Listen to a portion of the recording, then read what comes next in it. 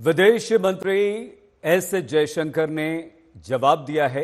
उन्होंने कहा है कि अमेरिका से जो भारतीय भेजे गए हैं वो ये अमेरिका का कानून है और उस कानून के तहत उन्हें भेजा गया है। ऐसा बिल्कुल नहीं हुआ है कि पहली बार इस तरह से भारतीयों को वापस भेजा गया है, लौटाया गया है। तो अमेरिका से भारत भेजे गए अवैध प्रवासी भारतीयों का मामला गर्मा गया। भारतीयों को हथकड़ियों में भेजने के विरुद्ध संसद के बाहर विपक्ष ने प्रदर्शन किया। विपक्ष सरकार से इस मामले में बयान की मांग कर रही थी, जिसका बयान एस जयशंकर ने दिया। जयशंकर ने राज्यसभा में यह बयान दे दिया है, लोकसभा में वो बयान देंगे और उन्होंने ये कहा कि ये कोई पहली बार नहीं हुआ है। जो अवैध ढंग से भारतीय वहां पर रह रहे थे उन्हें भेजा गया है और ऐसा पहले भी होता आया है, लेकिन कांग्रेस ने ये प्रदर्शन किया। मोदी सरकार जवाब दो।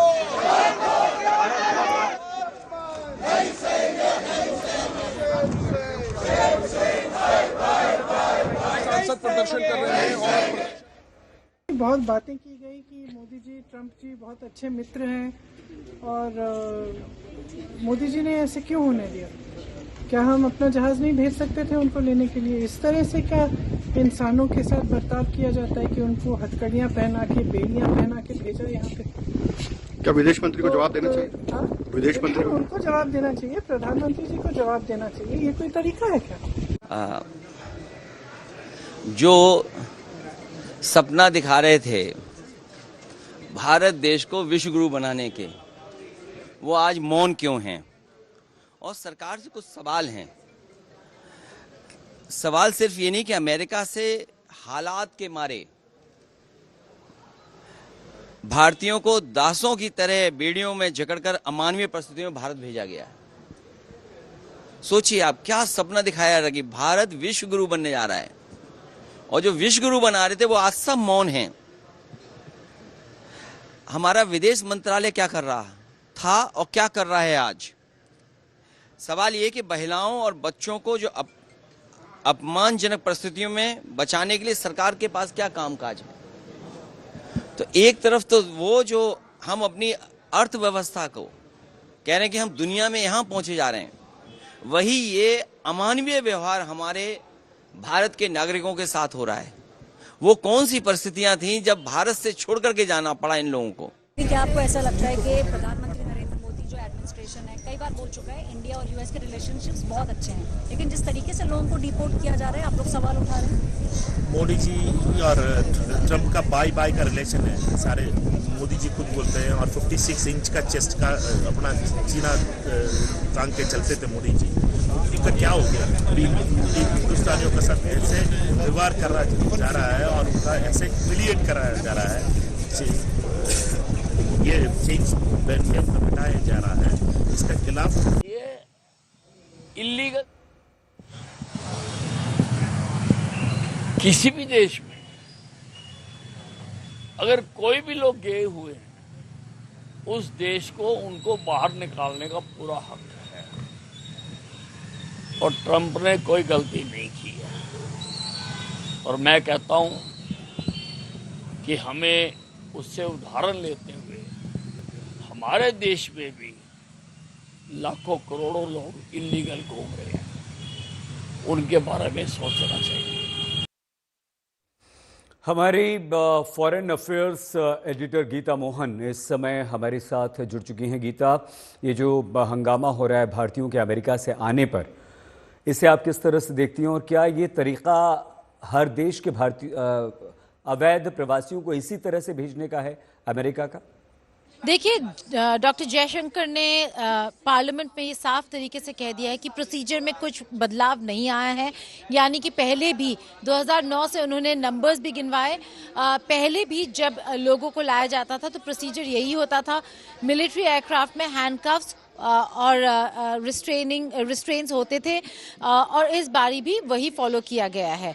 लेकिन जो ऑपोजिशन है वो ये पूछ रहा है सईद कि जब ये हैंडकफ में आए तो ये तरीका ठीक नहीं है। अच्छा गीता, हम आपसे सिर्फ ये समझना चाह रहे हैं कि क्या इन भारतीयों को सम्मान के साथ नहीं भेजा जा सकता था, बिना हथकड़ी के, बिना पैरों में बेड़ियां डाले? भेजा तो जा सकता था क्योंकि ये जो इलीगल इंडियंस हैं जिनको डिपोर्ट किया गया है वो उन्होंने अमेरिका के लॉज का उल्लंघन किया है, भारतीय लॉज का नहीं। तो इसीलिए अगर वो सिविलियन एयरक्राफ्ट में आते तो शायद उनको इस तरीके से हथकड़ियां लगाकर नहीं लाया जाता। इसलिए सवाल ये उठ रहा है कि मिलिट्री एयरक्राफ्ट में हथकड़ी डालकर लाना जरूरी था या क्या नहीं? भारत सरकार पहले कोई बातचीत अमेरिकी सरकार से कर सकती थी कि हम इन्हें बुला लेंगे या ठीक से इन्हें भेजा जाए? क्योंकि अगर भारत सरकार को क्या इस बारे में जानकारी थी कि इस तरह से इन्हें भेजा जाएगा? देखिए, उन्हें ये ज़रूर पता था कि भेजे जा रहे हैं। लगातार मुलाकातों में ये मुद्दा उठता आ रहा है। मार्को रूबियो का पहला जो बायलैटरल था जब वो सेक्रेटरी ऑफ स्टेट बने वो भारतीय विदेश मंत्री के साथ हुआ और उसमें भी ये मुद्दा उठा। तो उन्हें पता ज़रूर था कि भारतीयों को भेजा जाएगा। शायद डिटेल्स ऑफ निटिग्रिटीज उन्हें पता उन्होंने उस पर ध्यान नहीं दिया होगा और अगर ध्यान भी दिया हो तो अमेरिका का ये स्ट्रॉन्ग मैसेज है सईद। ये एक मैसेज है कि इलीगल इंडियंस हमारे लिए इलीगल हैं, यानी कि उन्होंने यहाँ के लॉज का उल्लंघन किया है और उनको वैसे ही ट्रीट किया जाएगा जैसे इलीगल्स को किया जाता है। ठीक है, बहुत धन्यवाद गीता। और इस समय हम आपको गुरदासपुर पंजाब से हमारे संवाददाता असीम बस्सी के पास सीधे लिए चलते हैं। असीम, किस तरह की प्रतिक्रिया इस तरह से भारतीयों को बेड़ियां और हथकड़ियों में भेजे जाने पर? लाइव है आज तक। अजी मैं आपको बता दूं, हम इस वक्त गुरदासपुर में हैं और गुरदासपुर में फतेहगढ़ चूड़िया में हैं। 104 भारतीय जो आए थे उनमें से 30 जो लोग थे वो पंजाब के थे और हमारे साथ एक जो रिपोर्ट होके हैं जसपाल सिंह हैं हमारे साथ। तो हम फर्स्ट हैंड एक्सपीरियंस इनसे पूछ लेंगे। जसपाल जी, जो कल लोग वापस आए उनके साथ आए थे? हाँ जी सर। मैं तो किस तरह की मुश्किलें आई रास्ते में, आपको किस तरह लेके आए? क्योंकि आज पार्लियामेंट में भी बहुत बवाल है कि जिस तरह आप लोगों को हथकड़ियाँ लगा के बेड़ियाँ लगा कर लेके आए वो बहुत गलत हुआ है। हाँ जी, हाथ घड़ियाँ लगा के बेड़ियाँ लगा के लेके आए, हमारे को बहुत परेशानी हो गई। हाँ हाँ जी। नहीं तो रास्ते में खाना वाना में मुश्किल क्या मुश्किल आई, कैसे आई? मुश्किल तो पहली बात तो यही है भी हमारे को बांध कर लेके आए, हाथ घड़ियाँ लगा के बेड़ियाँ लगा के लेके आए। और खाना भी प्रॉपर नहीं थे देते, वही बिस्कुट वगैरह ब्रेड ऐसे दिया, पानी दिया, बस और कुछ नहीं। और 40-50 घंटे हम जहाज में रहे तो बहुत परेशानी आई। तो जसपाल जी, आप कब गए थे अमेरिका और कैसे पकड़े गए, कब पकड़े गए? मैं 24 तारीख को जनवरी में गया था। असीम, ये इलीगल गए थे क्या? क्रॉस करते ही पकड़े गए थे उधर। कौन आप किस तरीके से गए थे? लीगल इलीगल क्या तरीका था जाने का? बात तो लीगल से ही हुई थी पर बाद में इलीगल हो गया। अच्छा, एजेंट ने? हाँ जी, एजेंट ने इलीगल कर दिया। तो जसपाल जी, हमने देखा कि काफ़ी जो पंजाब के लोग हैं काफ़ी पैसे खर्च के जो लोन्स लेकर बाहर गए, तो आपने कितना पैसे खर्चे इसमें? मेरा 40 लाख के प्लस ही हो गया था। हाँ जी। तो 24 जनवरी को आप गए और 5 को वापस आ गए, तो परिवार पे भी एक फाइनेंशियल स्ट्रेस भी आया होगा पूरा? स्ट्रेस तो अभी भी स्ट्रेस में ही है सब। आपको पता है इतना कर्जा चढ़ गया, क्या कर सकते हैं। असीम, किस लिए गए थे? नौकरी मिली थी? यूएस से पहले कौन सी कंट्री में थे आप? मैं पहले इंग्लैंड में था। तो जब जैसे हर एक का एक एम्बिशन होता है बाहर जाने का, आपका क्या एम्बिशन था? क्यों गए थे बाहर? नौकरी मिली थी या आप एक बेटर फ्यूचर के लिए?